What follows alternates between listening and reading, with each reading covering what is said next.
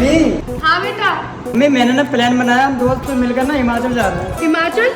वहाँ मत जा, वहाँ बहुत पत्थर गिरते हैं, तेरे ऊपर पत्थर गिर गया तो? नहीं मम्मी, हम सेफ रोड से जाएंगे और हाईवे से जाएंगे। हाईवे से? हाईवे पे बहुत तेज गाड़ी चलती है, वहाँ कोई गाड़ी तेरी गाड़ी से टकरा गई तो फिर एक काम करेंगे, पहाड़ से एक रास्ता जा रहा है उससे चले जाएंगे। पहाड़ से जाएगा? पहाड़ के दाएं बाएं ना कोई सपोर्ट नहीं होता, तुम्हारी गाड़ी खाई में गिर गई फिर पैदल चले जाएंगे, सबसे सेफ रास्ता वही है। फिर पैदल जाएंगे जी, पैदल जाएंगे। पैदल जाएगा, वहाँ पे लूटपाट हो गई, किसी ने तेरे चक्कू मार दिया फिर? अरे यार मम्मी सब मेरा कोई मानने बैठे, मेरे दोस्त यार भी तो जाएंगे ना। बेटा जब मुसीबत आती है ना तो किसी का कोई दोस्त यार नहीं दिखता, सब अपनी अपनी जान बचा के भाग जाते हैं। तो भैया कैंसिल कर दे, तो हिमाचल का छोड़ के फिर गोवा चला जाता हूँ। गोवा जाएगा?